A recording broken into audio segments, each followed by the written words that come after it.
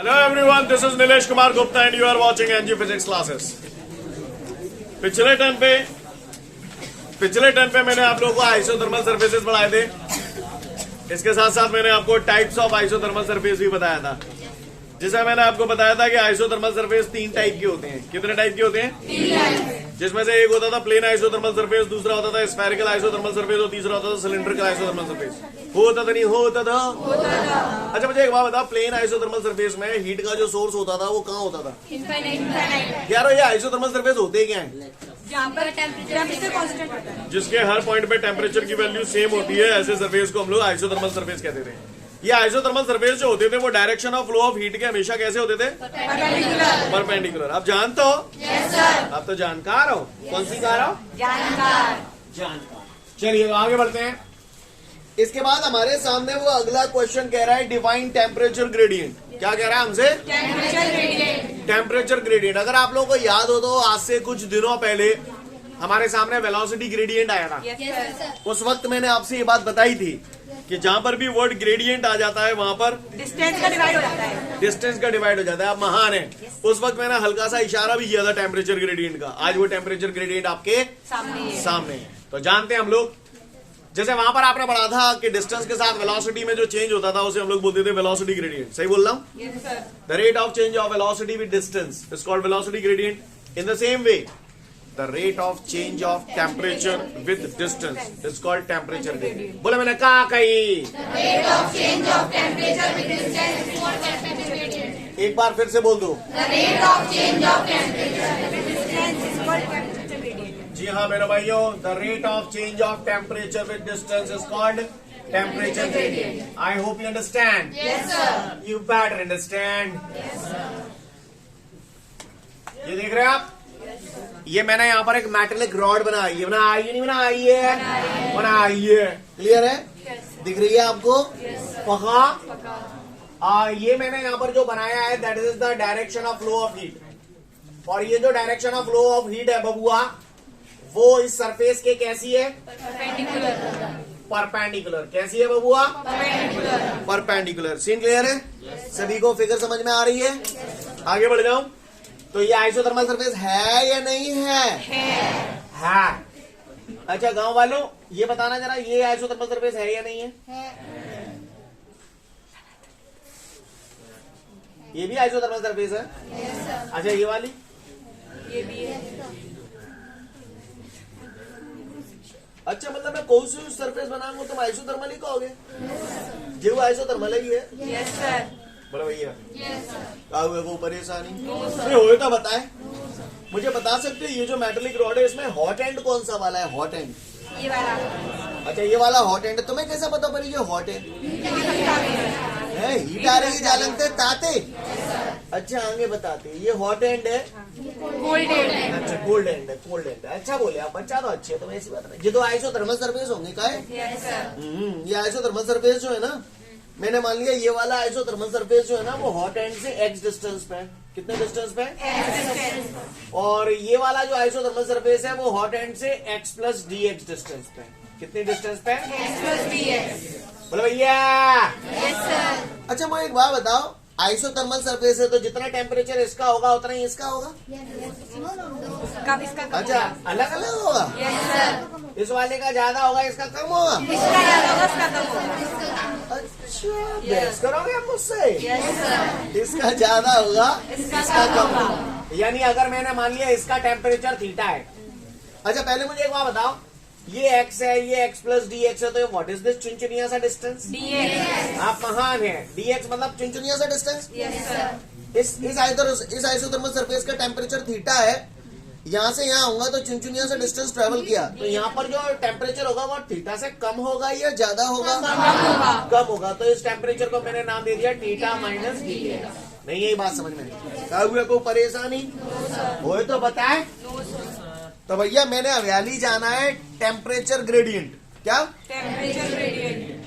तो temperature gradient के बारे में मैंने आपसे बोला the rate of change of temperature with distance, उसको हम लोग बोलते हैं टेम्परेचर ग्रेडियंट। यानी मेरा कहने का तात्पर्य यह है कि डिस्टेंस के साथ टेम्परेचर में जो चेंज होता है उसे हम लोग बोलते हैं टेम्परेचर ग्रेडियंट। आप बताओ ना, आप जैसे जैसे यहाँ पर डिस्टेंस ट्रेवल करते जा रहे हो टेम्परेचर चेंज होता जा रहा है, कम होता जा रहा है धीरे धीरे, तो इसी को बोलते हैं टेम्परेचर ग्रेडियंट। नहीं है मेरी बात समझ में? The rate of change of temperature with distance is called temperature gradient. ओहो, ओके। तो टेम्परेचर ग्रेडियंट की अगर हम बात करें तो चेंज इन टेम्परेचर हो रहा है इसमें, किसके साथ? डिस्टेंस के साथ। तो ऐसे लिखूं, चेंज इन टेम्परेचर, शॉर्ट में लिख दिया, समझ जाओगे, divided by change in distance. आप महान हैं।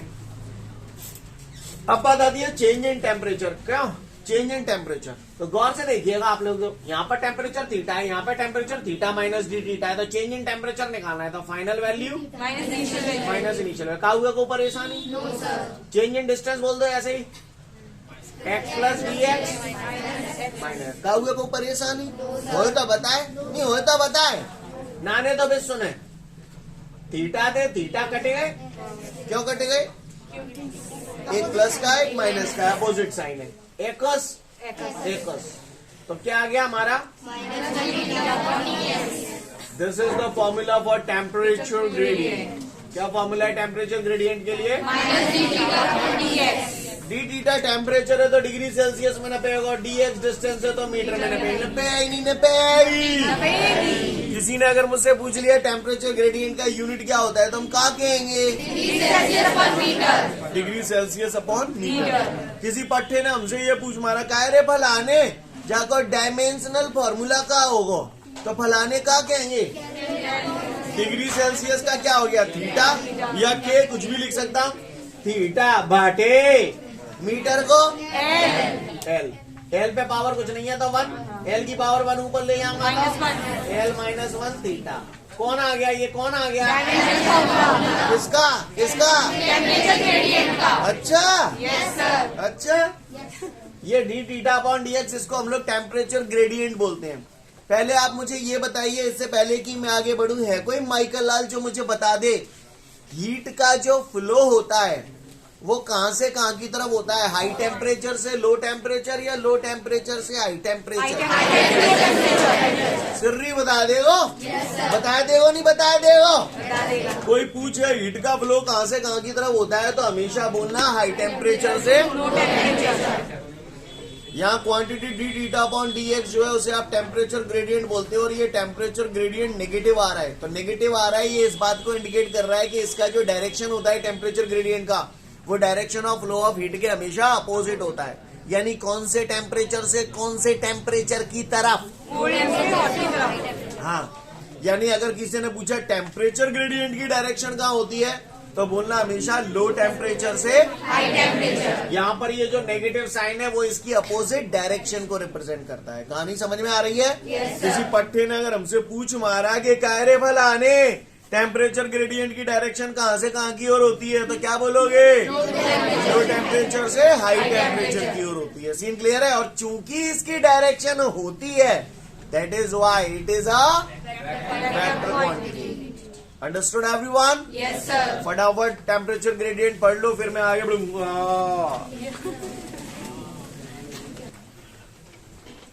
आगे बढ़ते हैं, इसके बाद आगे की कहानी कहते हैं।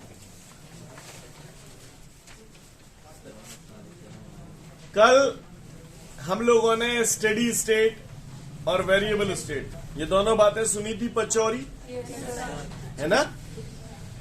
ये दोनों बातें हमने जो सुनी थी तो मुझे एक बात बताइए, वो कौन सी सिचुएशन थी जिसमें कोई भी क्रॉस सेक्शन अपने पिछले क्रॉस सेक्शन से जितनी ईंट लेता था उतनी पूरी की पूरी बगल वाले को ट्रांसफर कर देता? Steady state.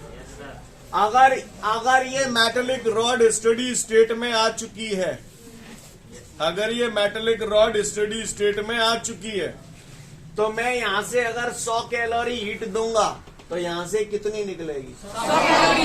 100 कैलोरी पूरी की पूरी निकल जाएगी। Yes sir. ऐसा नहीं लग रहा कि ये मेटेलिक रॉड, कहने को तो सॉलिड है, समझना मेरी बात को, ऐसा नहीं लग रहा एक पाइपलाइन की तरह बिहेव कर रही है? Yes sir. पूरा हीट फ्लो होके जा रहा है, हीट इसमें बिल्कुल भी एब्जॉर्ब नहीं हो रही है, हीट एब्जॉर्ब नहीं हो रही। ध्यान रखना, अभी तुम नन्हे मुन्ने बच्चे हो, पिछला चैप्टर पढ़ के आए हो, वहां पर तुमने ये नजारा देखा था? MS डेल्टा T याद है? क्लियर? यानी जहां पर कोई भी मटेरियल हीट को एब्जॉर्ब करता है तो जाहिर सी बात है उसके टेम्परेचर चेंज हो जाएगा। तो टेम्परेचर चेंज अगर हो रहा है तो ये वाला फॉर्मूला लगेगा। नहीं है मेरी बात समझ में? सीन क्लियर है? हीट को एब्जॉर्ब किया जा रहा है यहाँ पर। क्लियर? लेकिन यहाँ पर आप देख रहे हो स्टडी स्टेट में पूरी की पूरी हीट ट्रांसफर हो जाती है कि नहीं? इसमें ये हॉट एंड है, ये कोल्ड है, ये कोल्ड एंड है। तो यहाँ पर जो हीट फ्लो होता है वो according to this formula Q बराबर K d theta upon dx। हाँ क्लियर? तो ये दूसरा फॉर्मूला आ गया अब हीट का आपका। हॉट के पी जाओ, सारे क्रम अब इसी से होंगे। Q बराबर K d theta upon dx। फिर से बोलो, क्या बोला मैंने? फिर से बोलो, आदत डाल लो आप इस फॉर्मूले की। Q बराबर K d theta upon dx। Scene clear है? किसी को कोई परेशानी? अब हम आगे की पूरी गाथा जो कहेंगे वो इसी के आधार पर कहेंगे। यहाँ पर जो हीट फ्लो हो रही है, बह बह के जा रही है, कौन सी स्टेट में? मैं यहाँ पर जो भी बात कर रहा हूँ वो स्टडी स्टेट की बात कर रहा हूँ। स्टडी स्टेट में ही तो हीट फ्लो होके निकल पाएगी। यहाँ तक वेरिएबल स्टेट होती तो ये खाए पी जाते क्रॉस सेक्शन या हीट है। बोलो भैया। तो यहाँ पर स्टडी स्टेट में हीट का जो फ्लो होगा that is directly proportional to the area of cross section. Area of cross section जितने बड़े बड़े होंगे हीट उतनी ज्यादा फ्लो होगी। बोलो भैया, हुए को परेशानी? अच्छा, heat is directly proportional to time. जितना ज्यादा टाइम दोगे उतनी ज्यादा हीट फ्लो होगी। यस और नो? अच्छी बात है। अगला Q proportional to d theta. D theta बोले तो चेंज इन टेम्परेचर। ये हॉट एंड है, ये कोल्ड एंड है। क्लियर है? तो टेम्परेचर डिफरेंस है। टेम्परेचर डिफरेंस जितना ज्यादा होगा हीट फ्लो उतना ही ज्यादा होगा। समझ में आ रही है बात? सीन क्लियर है? तो Q proportional to d theta, सारे क्रम हम यहां से कर रहे हैं। और अगला पॉइंट हमें दिख रहा है Q inversely proportional to dx। dx क्या है? Separation between the two isothermal surfaces. दो आइसोथर्मल सर्फेसेस के, ये आइसोथर्मल सर्फेस ही है ना? Yes sir. इनके बीच का सेपरेशन या distance between the two isothermal surfaces, कुछ भी बोल दो। क्लियर है? इक्वेशन नंबर 1 2 3 4 यही तो आवत है बस, और कहा हो। क्लियर? अगर मुझे ये समझ में आता है तो इसके आधार पर अगर मैं चारों इक्वेशंस को कंबाइन करूंगा, कंबाइनिंग ऑल द इक्वेशन, सारी इक्वेशंस को अगर मैं कंबाइन करूंगा तो ये हो जाएगा Q proportional to A T d theta upon dx। अच्छा, कुछ लोग इसमें, जैसे मैंने 4 इक्वेशन बनाई हैं, कुछ लोग इसमें 3 इक्वेशन में ही समेट देते हैं। कैसे समेट देते हैं मैं आपको बताता हूं। Q proportional to A, Q proportional to T, समझ गए? इस पूरे को एक ही चीज बोल देते हैं। वैल्यू आपने पढ़ा था, वेलोसिटी, सॉरी टेम्परेचर ग्रेडियंट। तो Q proportional to temperature gradient d theta upon dx एक ही में समेट देते हैं। तो कर सकते हैं, ऐसी कोई दिक्कत नहीं है। जो बोल रहा हूं समझ में आ रही है? अच्छी बात है। सभी इक्वेशंस को मैंने कंबाइन किया, मुझे ये हासिल हुआ जब भी प्रोपोर्शनल का साइन हटाते हैं क्या आता है? तो Q बराबर K d theta upon dx। K यहाँ पर प्रोपोर्शनैलिटी कांस्टेंट है, known as coefficient of thermal conductivity. क्या बोलते हैं इसे? Coefficient of thermal conductivity. क्या बोलते हैं इसे? Coefficient of thermal conductivity. हाँ, here K is the proportionality constant known as coefficient of thermal conductivity. Coefficient of thermal conductivity. Scene clear है? यस कर सर। पाएंगे नहीं कर पाएंगे? कर पाएंगे। पक्का? फॉर्मूला याद हो जाएगा? फॉर्मूला याद है तो अपन ये पूरी कथा लिख सकते हैं। Q बराबर K d theta upon dx। Clear? K यहाँ पर क्या है? Proportionality constant. नहीं, वो तो ठीक है, बोलते क्या है इसको? क्या बोलते हैं इसे? ये क्या है? एरिया ऑफ टी क्या है? डी थीटा क्या है? Change in temperature. और dx क्या है? चेंज इन डिस्टेंस या separation between the two isothermal surfaces. कथा क्लियर है? क्या हुआ को परेशानी? पढ़ लो इतना, फिर आगे की बात करेंगे आपसे। अगर ये दास्तां सभी को क्लियर है तो थोड़ा सा समझने की कोशिश करिएगा। ये जो फॉर्मूला मैंने लिखा है इस फॉर्मेट में यूज होता है लेकिन कम, लेकिन इस फॉर्मेट में बहुत यूज होता है। Q बराबर K, K as it is लिख दिया। डी थीटा क्या है? Changing temperature. मान के चलो हीट यहां से फ्लो हो रही है, यहां जाके निकल रही है। अगर इस आइसोथर्मल सरफेस का टेम्परेचर थीटा 1 डिग्री सेल्सियस है और इसका थीटा 2 डिग्री सेल्सियस है, ठीक है, और इन दोनों आइसोथर्मल सरफेसेस के बीच का लेंथ एल है। कितना है? एल। तो आप बताओ चेंज इन टेम्परेचर की जगह मैं क्या लिखूं? बड़े में से छोटा घट जाएगा तो कौन सा वाला बड़ा होगा? थीटा 1 या थीटा 2? थीटा 1, क्योंकि ये हॉट एंड है ना। तो चेंज इन टेम्परेचर हो गया theta 1 minus theta 2 divided by dx, distance कितनी है? एल। ये फॉर्मूला इस फॉर्मेट में बहुत यूज होगा। Q बराबर K theta 1 minus theta 2 upon L. Clear है? इसी से ये बन गया। dx डिस्टेंस है तो डिस्टेंस की जगह लेंथ आ गया, d theta change in temperature है तो चेंज इन टेम्परेचर। नहीं है मेरी बात? क्लियर है? इसके बाद अगला नोट हमारे सामने यही है, नोट पढ़ लो। इसके बाद आगे बढ़ते हैं। तो हमने अभी अभी देखा कि यहाँ पर जो हीट फ्लो हो रही है उसका फॉर्मूला है Q बराबर K theta 1 minus theta 2 upon L. आवाज नहीं सुनूंगा किसी की भी, ऑन द बोर्ड ध्यान से देख लें। क्लियर? और यहाँ पर डेफिनेशन बनानी है, ज्यादा से ज्यादा लोगों से सुनूंगा, पहले ही बोल रहा हूं। मुझसे पूछा जा रहा है define coefficient of thermal conductivity, जहां मैं कोएफिशिएंट ऑफ थर्मल कंडक्टिविटी, यानी वो इसकी डेफिनेशन जानना चाहता है। क्लियर? बोल वही पाएगा जिसको सारी टर्मिनोलॉजी यहाँ पर क्लियर है। कौन सी चीज क्या है? ए यहाँ पर क्या है? Area of cross-section. टी क्या है? कौन सा time? Time up to which the heat is flow. Clear? कौन से प्रोसेस के थ्रू हीट फ्लो हो रही है? Conduction. कंडक्शन प्रोसेस के थ्रू हीट फ्लो हो रही है। अच्छी बात है। एल क्या है? लेंथ किसकी? जो भी चीजें मैं बोलूं उसे जितना बड़ा कर सकते हो, जितना खींच सकते हो खींच के बोलो। Clear? What is L? Length of the rod, right? या length between the two isothermal surfaces. Very good. Clear? A क्या है? Area of cross-section. Area of cross section. T time हो गया थीटा 1 माइनस थीटा 2। ये क्या है? Change in temperature, और you can say temperature difference between the two isothermal surfaces. Scene clear है? यहाँ पर क्या फ्लो हो रहा है? हीट कौन सी स्टेट में फ्लो हो रही है? कैसे? सरफेस के कैसे है? Perpendicular. Here heat is flowing perpendicular to the surface. Clear? और कौन सी स्टेट में? ठीक है। जो बोला आपको पल्ले पड़ा? Yes, sir. मुझसे पूछ रहा है define coefficient of thermal conductivity, यानी के की डेफिनेशन पूछ रहा है। जब भी हमें किसी चीज की डेफिनेशन बनानी होती है हम अक्सर चीजों को 1 1 1 मान लिया करते हैं। तो मान लें? Yes, sir. चलिए मान लेते हैं। Area of cross section 1 metre square. Time 1 second. Temperature difference between the two isothermal surfaces 1 degree Celsius. Scene clear है सभी को?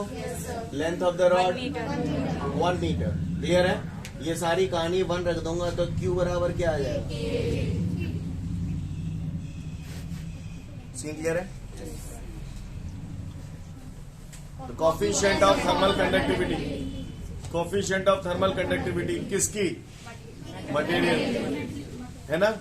काय का मटेरियल? मेटेलिक रॉड का। Coefficient of thermal conductivity of the material of the rod. Clear? ये coefficient of thermal conductivity of the material is equal to the amount of heat, is equal to the amount of heat which is flowing in steady state in the perpendicular direction of surface.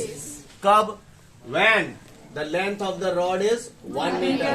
Temperature difference between the two isothermal surfaces is 1 degree Celsius. या फिर ऐसे भी बोल सकते हैं temperature difference between two ends of the metallic rod is 1 degree Celsius. The time up to which the heat is flowing is 1 second. And the area of cross section of the metallic rod is 1 meter square. 1 metre square. समझ में आ रही है बात? यानी कहने का तात्पर्य ये है 1 मीटर स्क्वायर, 1 मीटर लंबे मेटेलिक रॉड जिसके दोनों एंड्स का टेम्परेचर डिफरेंस 1 डिग्री सेल्सियस है, उसमें 1 सेकंड में सरफेस के परपेंडिकुलर डायरेक्शन में स्टडी स्टेट में जितनी हीट फ्लो होती है उसको हम लोग बोलते हैं coefficient of thermal conductivity. Clear है? इसमें बहुत सारी चीजें बताने के लिए हैं, तो अक्सर लोग घबरा जाते हैं, तो घबराने की जरूरत नहीं है। मेक योर ओन छोटे छोटे सेंटेंसेस और अपनी बात कह दो। क्लियर? अब मैं बोल रहा हूँ, ध्यान से सुने, कोई ठेका नहीं है, जैसा मैं बोलूं वैसा ही आप बोले, आपको जैसा ठीक लगे आप वैसा बोले, पर सही बोले। Clear?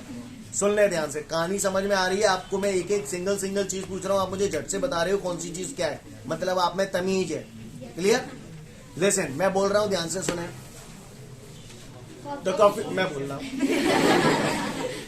The coefficient of thermal conductivity of the material is equal to the amount of heat which is flowing through a conduction process in a metallic rod of length 1 meter and area of cross section 1 meter square into 1 second when the temperature difference between its two ends is 1 degree Celsius and this heat is flowing in the steady state and the direction of flow of heat is perpendicular to the surface.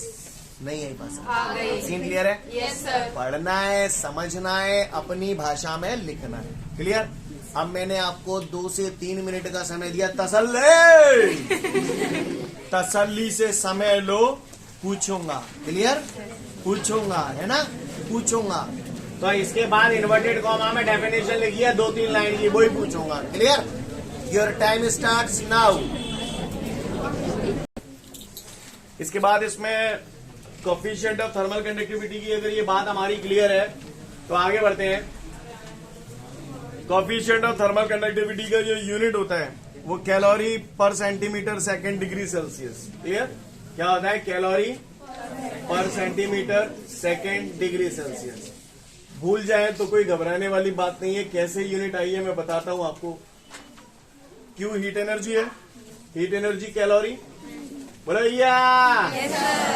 कि area centimetre square लिख सकता हूँ या metre square, कुछ भी लिख सकता हूँ। मैंने सेंटीमीटर स्क्वायर लिख दिया। Time, temperature difference, length, centimetre से स्क्वायर कट जाएगा।